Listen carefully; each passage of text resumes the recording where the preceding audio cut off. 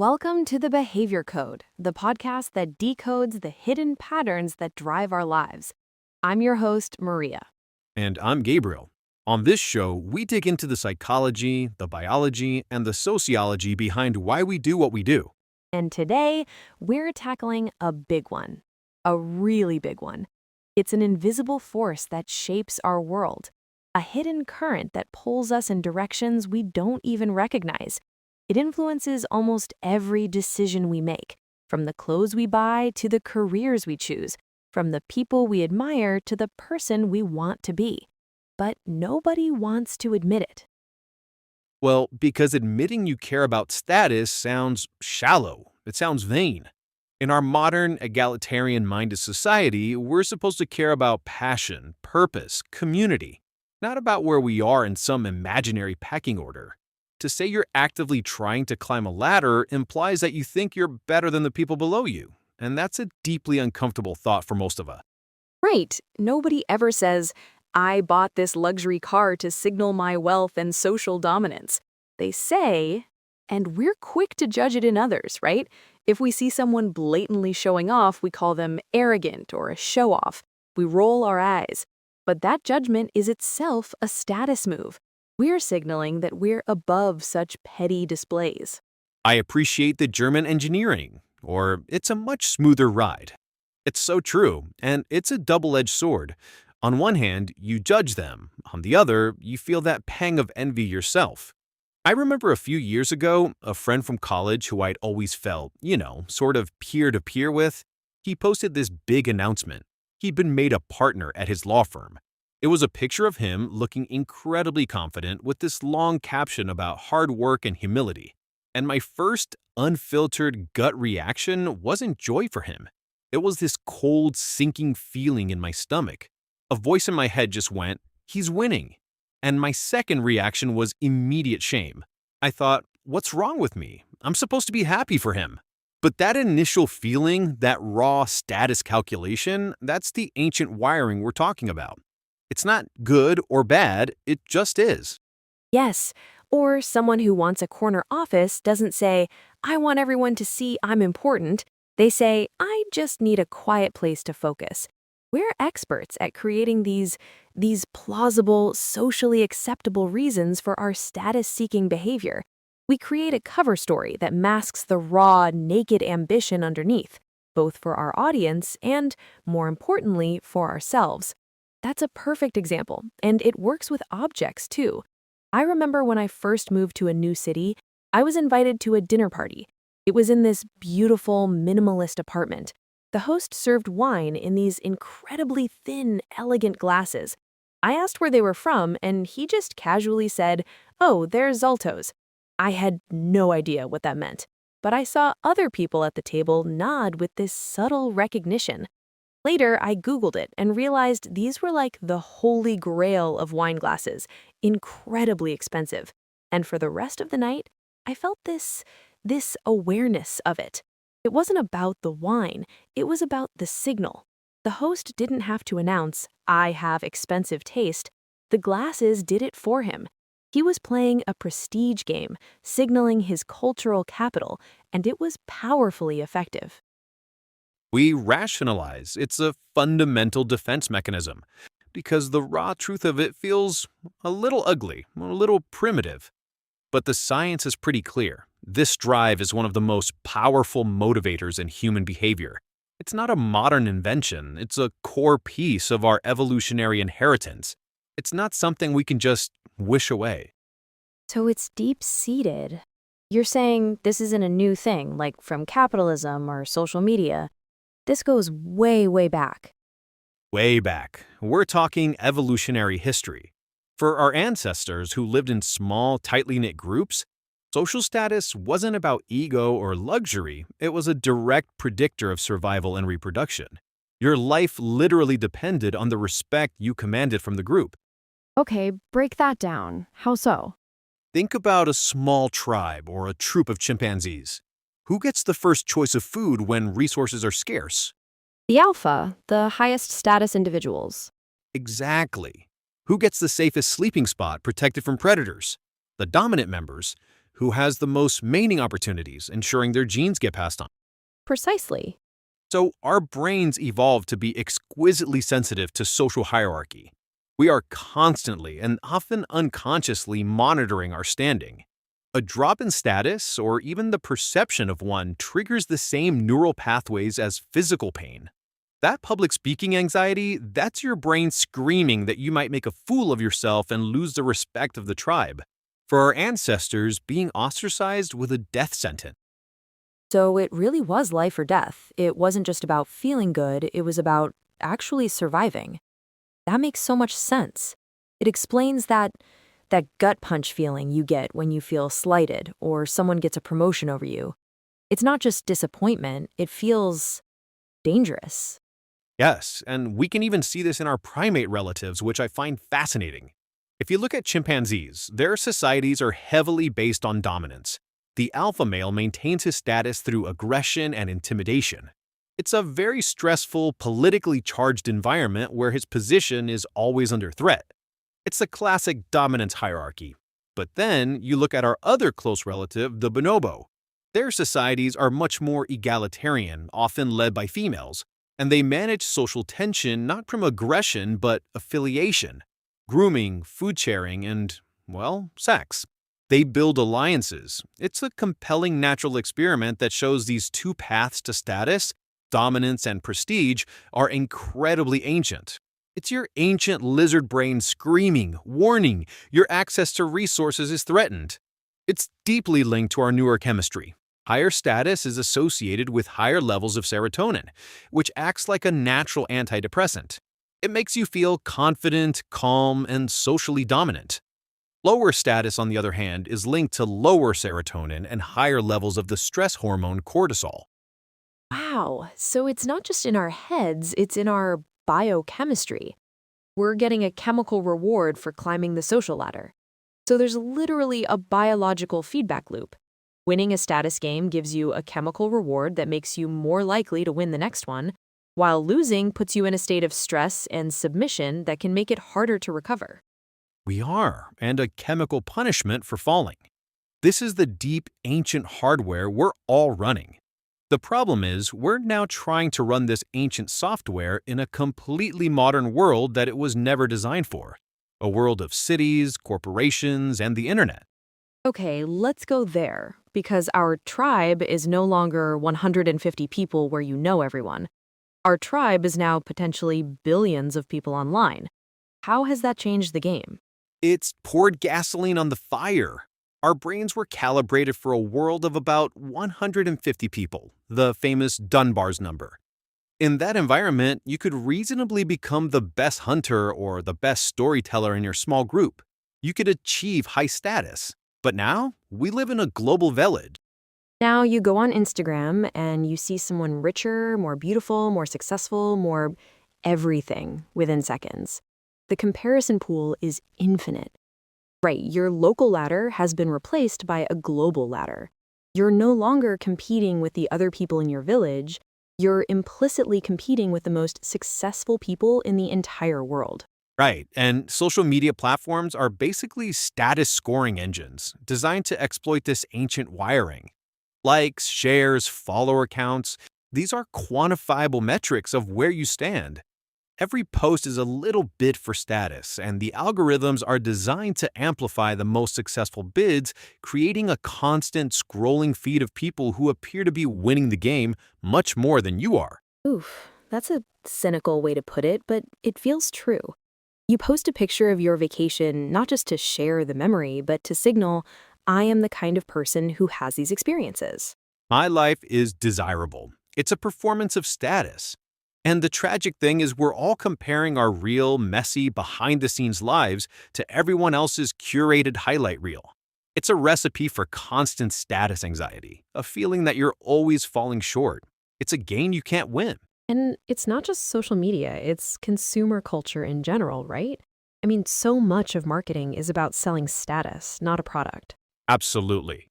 Luxury brands are the most obvious example. Is a $10,000 handbag functionally better at holding things than a $50 one? Of course not. No. Its value is almost entirely in what it signals, that you are part of an exclusive group that can afford such an item. It's a status symbol. The logo isn't just a brand, it's a badge of belonging. Marketers are masters at selling us entry into these imagined tribes.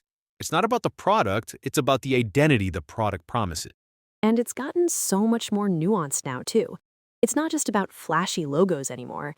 There's this whole world of subtle status signaling. You mean like conspicuous consumption giving way to what? Conspicuous production or conspicuous ethics? Yeah, like it's not about the expensive suit anymore, it's about the Patagonia vest, which signals you're part of the tech elite and care about the environment. Or it's not about drinking expensive champagne, it's about knowing the name of some obscure, ethically sourced, single origin coffee that costs a fortune. It's about signaling cultural capital, not just financial capital. That's a great point. The signals have become more complex. We're signaling our taste, our intelligence, our moral virtue. It's called virtue signaling for a reason. You're displaying your membership in the tribe of good people. And again, this isn't always a conscious calculation. It's often a genuine expression that also happens to serve a status function. This is what some writers call inconspicuous consumption. The truly wealthy don't need to signal with flashy logos anymore. Instead, they signal through education, health, and wellness choices. Things that are expensive and time-consuming, but don't look like traditional luxury. It's a quieter, more sophisticated status. But it can become toxic when the signaling becomes more important than the actual virtue. When people are more concerned about appearing to be good than with actually doing good, it can lead to a lot of outrage and public shaming, which are themselves powerful tools in status competition. And then there's the professional world. Job titles. Oh my God, the obsession with job titles. Tell me about it. The inflation of titles is incredible. Everyone's a vice president of something, or a chief visionary officer. Because the title is a clear, concise signal of your rank in the corporate hierarchy. People will literally take a pay cut for a better title because the status it confers is that valuable to them. It's true. It affects how people treat you, the opportunities you get, the weight your opinion carries. The workplace is one of the most explicit status arenas in modern life, and we spend a huge amount of our energy navigating its complex hierarchies, both formal and informal. So, okay, we've established it's this deep, powerful drive, and it manifests everywhere. It sounds kind of depressing. Is there a dark side to all this? I mean, obviously there is, but let's talk about the consequences. A massive dark side. The constant comparison, the feeling you're never enough, it's a recipe for chronic anxiety, envy, and depression. It's what economists call the hedonic treadmill, but it's turbocharged by another concept, relative deprivation. Our happiness isn't based on our absolute success, but on how we're doing relative to the people we compare ourselves to. The hedonic treadmill, right. The idea that you get the promotion, you buy the car, you get the followers, you feel a brief high, and then your expectations reset. And you're right back where you started, just looking for the next status hit.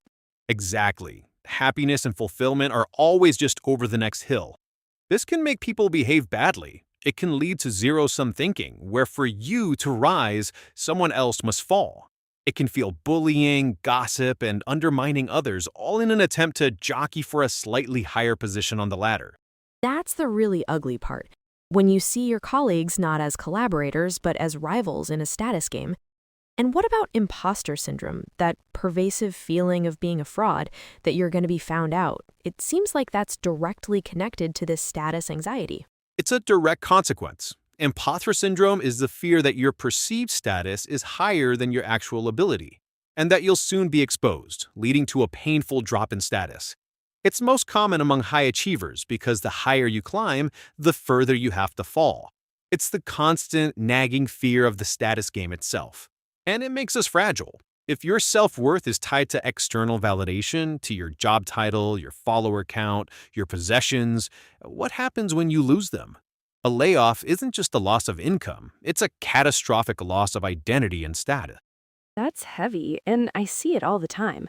But this all sounds very monolithic. Are there different ways of gaining status?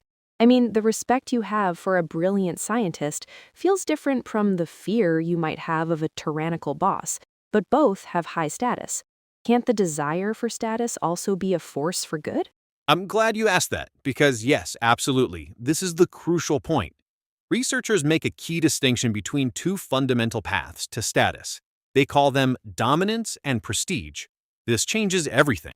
So you can choose the game you play. A dominance-based strategy is about gaining status through force, intimidation, and fear. You take status by making others feel smaller. It's coercive. Think of a playground bully who gets status by stealing lunch money, or a dictator who rules through suppression. Their position is maintained by the threat of what they'll do to you if you don't comply. It can be, but understanding the distinction is key. The drive itself is neutral, it's just a motivational force. The crucial question is, are you channeling it into a dominance game or a prestige game?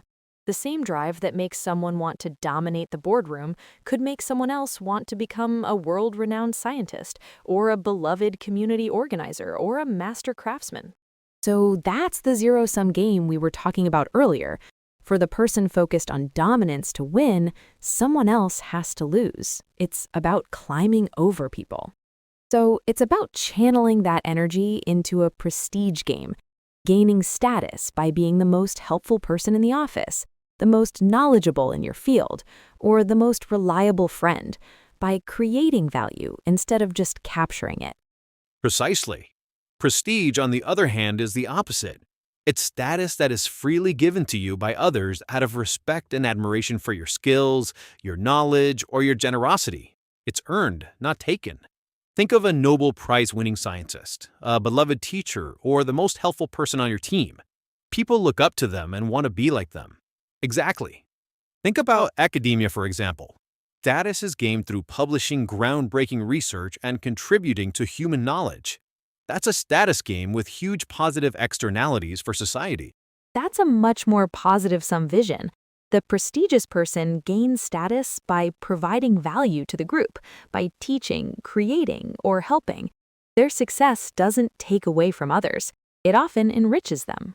That's a much more positive-sum vision. The prestigious person gains status by providing value to the group, by teaching, creating, or helping. Their success doesn't take away from others. It often enriches them. And maybe diversifying too. You could call it building a status portfolio. Don't just rely on your job title for your entire sense of self-worth. You can also gain prestige by being a great parent, a skilled musician, a respected voice in an online community, or a volunteer. That way, a setback in one area, like a layoff, doesn't wipe out your entire sense of identity. That's a much more hopeful way to look at it. So the key isn't to try and suppress this fundamental drive, which is impossible anyway, but to become conscious of it, to see it in yourself and in others. Awareness is the first and most important step. When you feel that sting of envy, recognize it. Say, there's my status monitoring system at work.